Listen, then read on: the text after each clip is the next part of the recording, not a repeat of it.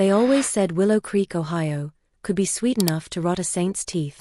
By the end of that Sunday, sweetness wasn't our problem. Sirens were.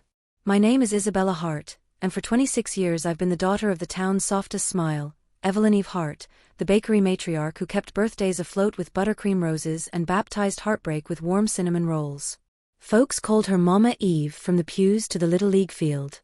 They clapped when she donated trays to the senior center, and they sighed when her blueberry streusel hit the church auctions. She lived inside their happy stories like frosting holds a layer cake together. And I lived inside hers, apron tied, hair pinned, doing dishes while she piped roses that made strangers cry. The Willow Creek Spring Social was our Sunday. Tents along St. Andrew's lawn. Fiddle band on a plywood stage. Lemonade sweating in mason jars. The dessert tables bending under pecan bars, peach cobbler, and my mother's pastel cupcakes, vanilla bean with almond buttercream, 3 trays arranged like a candy-striped parade. By noon, a breeze kicked sugar into the air. My boyfriend, almost boyfriend, Connor Hale, a paramedic with a jaw that looked cut by a rulebook and a laugh that refused to whisper, pressed his shoulder to mine near the dessert tent. We'd met when his ambulance nosed into the alley behind our bakery to help a baker from the next block who'd sliced his palm. Connor teased me about the flour on my cheek, bought 2 cupcakes, and made a corny line about good things rising. Lately, we'd hovered near a kiss the way balloons hover near rafters, close, almost touching. I carried a tray out with Mom, pretending not to notice the church committee chair, Ruth and Porter, giving us that tight-lipped nod. Mom absorbed it without a blink. She always did. A year of whispers after Dad left with a truck stop waitress and a stack of overdraft fees. A year of the music director choosing other women to chair the social. A year of my mother being asked to bake, always to bake, never to lead. Smile, Belle, Mom murmured, setting down the cupcakes. They love us when we're pretty. The first bite from a toddler painted pink on her lips. The second from a mayoral hopeful who pretended not to count calories. The 100th from a high school running back. Laughter glittered over the lawn. Kids darted between legs. I took photos for the bakery's page, frosting peaks, church banners, my mother's hands. Her hands never shook, not even when customers argued over custom orders or when a pipe burst above the proofing shelf. Today, steady as metronomes. Save me a lemon bar later, Connor said, winking. And save me from your mother if she thinks I'm stealing you before closing. She'll live, I said, but my stomach cinched. Mom had a way of filling rooms without raising her voice. Her smile stitched you in place. By 1:30, heat rose off the lawn hard enough to warp the horizon. I ducked into the parish hall for more plates. When I came back, the breeze tasted wrong, a bitter almond-like ghost under the sugar. Someone behind me laughed too loudly, then choked, then apologized. On the stage, the fiddler pulled a wrong note and giggled. He never missed. The first man collapsed near the raffle table. His lemonade dumped, ice scattering like marbles. The second was a teacher, a mother of 2. She grabbed the tent pole and slid down, knees buckling. A teenage girl covering her mouth with both hands as if that alone might hold her inside her life. Across the lawn, a boy with a frosting-smeared grin turned dull in a breath and folded to the grass like the string had been cut. Connor, I said, but he was already sprinting. I looked to Mom. She was smoothing the corner of a paper tablecloth, eyes soft, smile delicate, as if someone had asked her to make room for more joy. Then she lifted her gaze to mine and, no tremor, no panic, tilted her head, almost curious, almost serene. Sirens began to claw the road from downtown. The breeze shifted. The bitter scent thickened. My mother took one small step back from her cupcakes and folded her hands. A small pale smear on Mom's sleeve, almond frosting, catches my eye at the exact moment 3 more neighbors hit the ground. The lawn transformed fast, laughter wrenched into static, bright paper plates abandoned midair, toddlers crying for parents who could not stand. The ambulance crew spilled out in navy uniforms, Connor barking triage to a volunteer firefighter, the church doors thrown wide to turn pews into makeshift beds. Someone shouted to stop eating. Someone else shouted to pray. And someone, I think it was me, whispered, "Mom." She didn't run. Eve Hart never ran. She adjusted a tray so the row stayed straight, the pastel peaks still camera-ready. If you were cruel, you could say that's who she was, a woman who fixed crooked things in rooms full of broken ones. If you were kind, you'd say order was how she kept breathing. Back inside, Belle, she said gently, as if the word back could stitch time. I didn't move. That scent gnawed at the air, macaron sweet gone metallic, almond tipped towards something colder. Cyanide stories from true crime podcasts I'd fallen asleep to on bakery nights slid across my brain like oil on tile. Almond. Bitter almond. The mind is mean when it clicks into place. Eve. Ruth Ann's voice sliced in. What's in those? My mother smiled the way she had at the harvest supper when Ruth Ann announced a new pastry chair and people turned to look at us like we were the syrup stuck to the table. Vanilla bean, Mom said softly, almond extract, butter, sugar. Love. Connor knelt near the raffle table, oxygen mask pressed to a man's face. He looked up, found me, and something in his expression buckled. Not fear of the crowd, not the math of too many bodies, fear landing squarely on the dessert spread. Isabella, he called. No one touches the cupcakes. We froze in a strange tableau, me between my mother and the sirens, Connor standing, Ruth Ann trembling, the fiddler bow hanging mid-air. The cupcakes glowed in the sun, pink, blue, yellow, a nursery of sweetness anchored to a lawn now spiked with 4 lines and dropped hymnals. I picked up a wrapper, light blue, grease print in a perfect circle. My hands shook hard enough to rattle the paper. Mom took the wrapper from me, folded it twice, and tucked it into her apron pocket like a secret. Go home, she whispered, eyes steady. Boil water. Make tea. People will need it. Tell me there's nothing in them. My voice scraped. She touched my cheek with the backs of her fingers, the way she had on every fever night, every heartbreak. Sweetheart, she murmured, you always ask the wrong question first. Police taped off the dessert tent. Detectives in polo shirts and latex gloves moved in tight formations, murmuring, collecting, labeling. A nurse from the congregation, Paula Graves, called for volunteers to carry kids into the cool church hall. I followed Connor inside with a little boy whose lips had gone blue. He squeezed my wrist with the ferocity of the living. Stay, the boy whispered. Stay. I'm right here, I lied. Outside, news vans began to nose the curb. Willow Creek has 3 things we brag about: high school baseball, a water tower with a mural of a heron, and our bakery. By 3 p.m., we had a 4th, a crime scene. Mom was gone. I ran back out front. The apron she'd tied that morning, cloud print, a joke between us about rolling weather and dough, lay folded on a chair. A smear of pink on the hem. Her cardigan draped over the back like she'd stepped away to wash her hands. The cupcake trays remained, a few missing, rows still too perfect. Isabella, Ruth Ann hissed near my ear, where did she go? She said to make tea. I hated how small it sounded. My mother had taught me to say no to any question that asked me to shrink. Officers fanned across the lawn, radios crackling. One of them, Detective Aaron Ford, glanced from the cupcakes to me. You Eve's daughter? Yes. We'll need you to come down to the station, he said, almost gentle. We'll also be searching your home and the bakery. What about my mother? He didn't answer. I heard a helicopter. I heard a child praying in the aisle. I heard the faint tinny music of a fiddle afraid to stop. A patrolman lifts a mason jar from our supply crate, sniffs, recoils, almond. As the camera from Channel 12 swings toward my face. The bakery always smelled like the first 15 minutes of a hug. Even now, with blue lights pulsing off the front windows, the air held cinnamon and the ghost of yesterday's maple glaze. I unlocked the back with Detective Ford beside me and a second officer, Delaney Ortiz, cataloging everything I touched: keys, door handle, the welcome sweetheart mat Mom collected from a craft store in Columbus. We stepped into the kitchen. Stainless tables. Mixer like a small moon.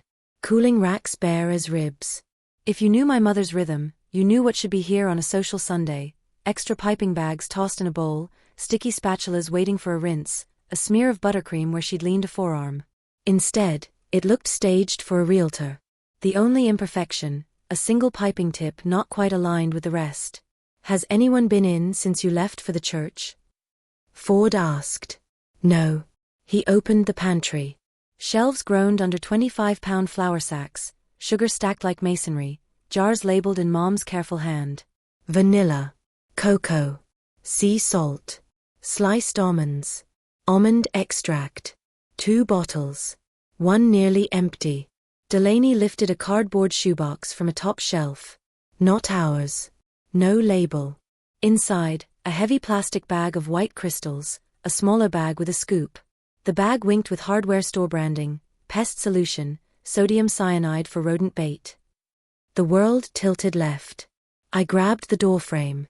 Don't touch, Delaney said, softer than the words deserved. She sealed it in evidence, hands steady. Isabella, Ford said, did your mother have rodent issues here? Everyone in town has something in the winter. We use safe traps. I swallowed. Mom hates poison. She says food should never share a pantry with anything that could erase a person. Delaney's eyebrow flicked an inch. She'd heard the past tense I hadn't meant to say. Connor texted, we're moving patients to county. Where are you? Bakery, I typed. They found something. I'm coming. Ford continued methodically. He photographed Mom's notebook, a slim spiral with recipes and church lists. Between vanilla bean cupcakes and almond buttercream ran a line of numbers, tidy ratios like breath marks. Next to it in the margin, a single word, proof. Not the bakery kind. The courtroom kind. Delaney found Mom's phone in a drawer. No lock.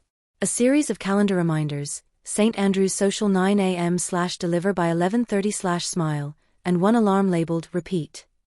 No time set. No tone. Why repeat? I asked the room, or maybe the air, or maybe the version of my mother I still recognized. Ford nodded toward the front. We'll need to take you to the station. You can call a lawyer. I want to find my mother. So do we. Connor reached the back door as they were walking me out. He looked like he'd run through a field of ghosts. We've got triage in the sanctuary, life flight inbound. They're short on antidotes at county. His eyes cut to the evidence bag Delaney held, then to me. Don't call me Is, I said, because brevity was a life raft and my name needed all its syllables to stay afloat. He took my hand anyway. I'm here. Detective Ford gave me a moment I didn't deserve. The world was counting people fallen on a church lawn, and here I was, greedy for 2 more seconds of human touch. Connor squeezed, then let go, and the door shut behind me with the soft finality of a white sheet. Outside, neighbors stared like I owed them a confession. Maybe I did. A camera caught the corner of my face. The reporter asked if the bakery would be closing, out of respect. I wanted to ask if grief required zoning permits.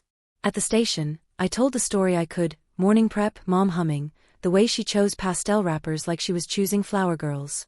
I kept one story back, the one under my ribs, the afternoon last winter when I found my mother at the kitchen table, hands still, eyes on nothing, whispering, they love my frosting. They just don't love me. As I sign my statement, a deputy raps on the glass, we found her. They picked her up walking the trail behind the high school ball fields, where kids carve initials into oak bark and July fireworks land as ash. No attempt to hide. No purse. No cardigan. Just my mother's pale blue blouse drying on her shoulders and a smear of pink at the cuff. By the time I saw her through the interview room glass, she looked like a saint on a postcard, composed, luminous with a light that had nothing to do with forgiveness. Detective Ford hit record. The red dot glowed. Evelyn, he said, we found sodium cyanide in your pantry and cupcakes at St. Andrew's with consistent symptoms among victims, respiratory distress, seizures. Toxicology is pending. Do you want to tell us anything?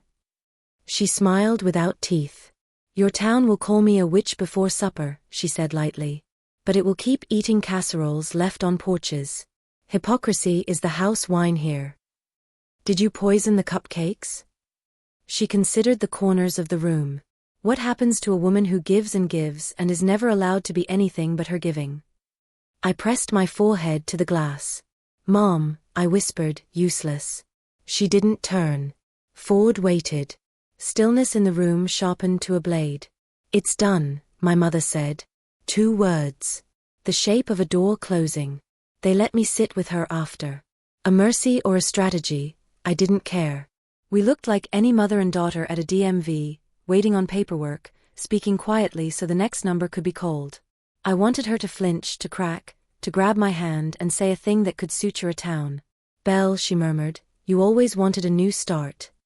A new start doesn't require a morgue truck. They were going to erase us by inches. Who, Mom? Ruth and side-eye? The committee. I swallowed rage hard enough to blister. They gossiped. They mocked. They took your skill and denied your name. That's cruelty. It's not a death sentence for 50. Her gaze softened. I counted fewer. They ate more. I stood so fast the chair barked against the floor. Stop. She blinked once, and in that blink I saw the woman who wrapped me in a quilt when Dad left, the woman who turned rent into brioche, who taught me that you need until the dough springs back like forgiveness. Forgiveness wasn't coming. Connor's working, I said, because I didn't know how to say you broke the spine of this town. He's good at it. Men with neat jobs and dark hair are always good at saving what women ruin, she said, and then she smiled at me as if I'd dropped a tray and she was reassuring the room. They moved her to county before midnight, cuffs shining in the hallway lights. Outside, rain stitched the pavement, the heron on the water tower swallowing lightning. I slept 2 hours on my couch and woke to an inbox laced with poison, murderer's daughter. Shut it down. Rot. The bakery page flooded until I took it offline. Connor texted at sunrise, we lost 3 more. I need you to eat something. I chewed dry toast like penance. By 9, a producer from a national morning show rang the bell. I didn't answer. By 10, a stranger taped a bouquet to the bakery door with a note, for the ones who didn't make it. I wanted to bake bread so the neighborhood smelled like survival. I wanted to lock the door and never enter that kitchen again. I chose something in between. I made coffee, black bitter, and sat at the prep table with Mom's spiral notebook. Between ratios and oven temps she'd scribbled lines that weren't recipes at all. Smile. Repeat. Proof. I traced the words until my fingers went numb. Proof. She wanted to be undeniable. Detective Ford calls, trials moving fast. And there's something in your mother's phone you need to see. Grief is greedy. It eats the hours you planned for anything else. It chews through flirtations and leaves apologies in their place. Connor showed up with bagels no one could taste and a uniform he hadn't had time to wash. He smelled like hospital corridors and wintergreen gum. Eat, he said, and I did, because people obey men who bring them food after their mothers are accused of murder. We sat on the bakery's back steps, watching a cop cruiser idle by our loading dock. They'll guard the place a while, Connor said. Not for you, for evidence. I know. He leaned his shoulder into mine. I keep replaying the lawn. Sometimes I think if I'd yelled faster, his voice snagged. We train for accidents. We train for one bad guy with a gun. We don't train for cupcakes. Don't make it a joke, I said, and then I wished I hadn't, because humor is the only lubricant left when everything jams. He turned to me. I'm not joking, Isabella. Learning my boundaries felt like pulling glass. I'm telling you I feel useless. You saved people. We saved fewer than we lost. We were quiet long enough for the breeze to lick at the awning. In the alley, a cat skittered. Connor's hand found mine, fingers careful, like we were building a bridge with matchsticks. Do you want me to go? He asked. No. The word rose like a new loaf. Detective Ford knocked once and stepped inside. We've got arraignment tomorrow, he said. Your mother's appointed counsel asked if you'll attend. Yes, I said, then added, okay, because yes sounded brittle alone. Ford set down a manila folder. Also, your mother's phone has draft messages. Unsent. You should read them. Inside the folder, printed screenshots. The messages were addressed to no one, unsaved, unblessed, and each began as a letter to the town. You liked my buttercream more than you liked my face. If sugar is all I'm good for, I'll become the bitter you deserve. On the last page, a single line, you made me a servant, I made myself a judge. Connor dragged a hand through his hair. God. She wrote to them and kept it, I said, staring at the paper as if it could wobble into apology. Like frosting flowers, she never set on a cake. Ford cleared his throat. The DA is going heavy, domestic terrorism count, multiple aggravated murders. Media's framing it as a church massacre. We're preparing for the worst kind of courtroom. What's the best kind of courtroom? I asked. The kind people forget. He closed the folder. Look, I'm not supposed to advise you. But if reporters ask, say nothing. And if you come tomorrow, bring someone who loves you enough to let you cry. Connor's hand tightened. I'll be there. After he left, Connor and I traded silence for proximity. On my third cup of coffee, he kissed me. Not a rescue kiss. Not a headline. A kiss like two people admitting the room might never stop spinning, so they'd better hold on to something with blood in it. His hands gentled my jaw. My hands knotted his collar. We breathed like we'd been practicing for it. Then we stepped back, both of us startled by our capacity for tenderness inside a town that had lost its appetite for mercy. Tomorrow, he said. Tomorrow, I echoed, and then I locked the bakery, set the alarm, and stood in the middle of the kitchen with Mom's notebook open to a blank page. I wrote a name at the top. Isabella's bread of witness. Flour, water, salt, yeast, and a braid the color of candles. I didn't know if I'd ever serve it. I only knew I needed a recipe that leaned toward the living. Cliffhanger, as I'm closing the lights, a stone hits the front window. A voice in the dark spits, baker's spawn. Arraignment day tasted like stale coffee and courthouse dust. Reporters lined the steps. Church folks clustered like flocks, some with candles, some with signs that begged God to do the math again. Connor threaded me through the lobby, a quiet barge cutting a fevered sea. Inside, Judge Hollis read charges that could never carry all the dead. My mother stood in County Orange, chin lifted, hair pinned with a barrette I'd bought her for Mother's Day. A public defender, Camille Norton, placed a hand on my mother's elbow and rose. Not guilty, Your Honor. I watched Evelyn Hart say nothing and somehow say everything. The DA's office unspooled its prologue, evidence recovery, preliminary talk screens, the pantry find. They spoke carefully, as if any flourish would cheapen grief. When they finished, the judge set a schedule that sounded like a funeral march. Outside, a microphone bloomed in my face. I kept my mouth shut so hard my jaw trembled. A woman I'd sold wedding cupcakes to last June called me heartless. A teenager I'd once taught to frost cookies cried and said we'd lied to her whole life. Connor got me to his truck without anyone putting hands on me. He drove us to the river. We sat on a picnic table overlooking brown water and winter-killed reeds. I want to burn it down, I said. The bakery. The town. The room in my head where she's still good. Don't burn the part of you that's yours, he said. Just because it shares a wall with hers. You really say things like that spontaneously? I get about one good line a week. That was it. Use it carefully. We laughed once, the sound brittle, and he kissed my temple.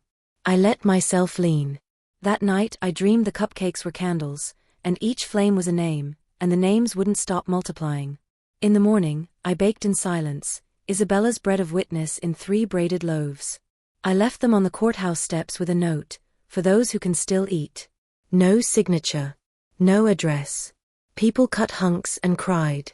Someone left flowers. Someone stole the basket. That's how grief does, takes, gives, forgets, repeats. When trial opened, our town wore its Sunday clothes on a Tuesday.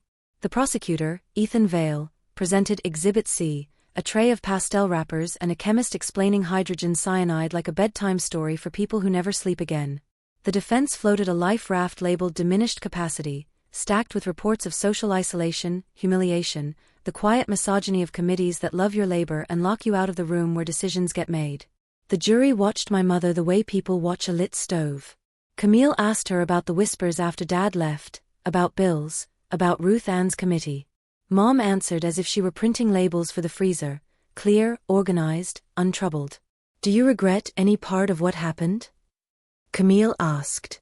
Mom considered the microphone, the jury box, the reporter who'd worn the same red blazer 3 days in a row. They were delighted to eat my sweetness, she said. I delivered what they ordered.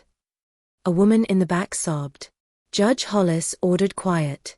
Camille closed her eyes. Ethan adjusted his tie and didn't need to say more. That evening, Connor came over with pizza no one ever buys after funerals. We ate on the floor because chairs felt arrogant. He brushed tomato from my lip with his thumb, and I let the world shrink to the size of a room where 2 people could still be tender. After the verdict, he said, you don't have to stay. I own a bakery that may never open. Where would I go?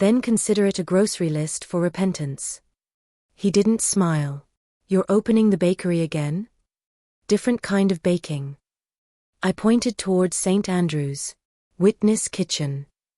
We reopened under new rules: pay what you can, eat if you can't. We served grilled cheese on Isabella's bread of witness and apple crisp that tasted like October you could chew.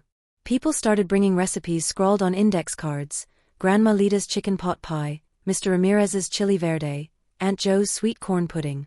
We tested, adjusted, and credited the names on a chalkboard we called the Wall of the Living. Connor and I learned the choreography of survival: his 24-hour shifts, my kitchen hours, the hour at dusk where we met by the river and let our shoulders drop. Sometimes we made out in the front seat of his truck like people who didn't own furniture. Sometimes we just watched the water. He said he loved me, careful as laying parchment. I said it back like pulling bread from the oven at the exact right moment. We didn't plan a wedding. We planned breakfast. I visited my mother once a month. County grey rooms. Plastic chairs. The fluorescent hum a kind of insect. She looked smaller each time, not from shame, from the mouth of days. We spoke in recipes because the rest gored us. They overbaked the rolls, she'd say after a cafeteria dinner. I'd ask about timing, hydration. We'd skate along the surface of the life we lost. I never told her about Ruth Ann's minutes. I never told Ruth, and I had them. I posted them redacted, on the witness kitchen bulletin board under a sign: small cuts, large scars. People read, nodded, and kept ladling. On the first anniversary, Willow Creek told 50 times. We set out 50 loaves with names pressed into the crusts using alphabet stamps normally reserved for cookies. Families took them home, warmed them, broke them at tables crowded with photographs. Some saved slices in the freezer. Grief needs relics. Ruth Ann showed up at closing with a pan of lasagna that would feed 20 and a face that had learned finally how to fold. She didn't ask forgiveness. She asked for a dish tub and a rag. I handed her both. We stood at the sink like two women who'd chosen different doors and met in the corridor of consequence. Your mother looked at that committee and saw a gallows, she said, voice near the water. We looked at her and saw a pair of hands. We sinned. Not legally. But we sinned. I don't have sacraments to dispense, I said. Then let me scrub. She did, shoulders humped against the weight of soap and sorrow. When she was done, she left without asking for the envelope. It remained on our board, names smudged by steam. That night, Connor and I spread a blanket at the river. He traced my wrist, counting the beat. We could leave, he said gently. No one would blame us. Leaving won't teach them how to make the next meal, I said. Or teach me that sweetness can live without lying. He kissed my knuckles.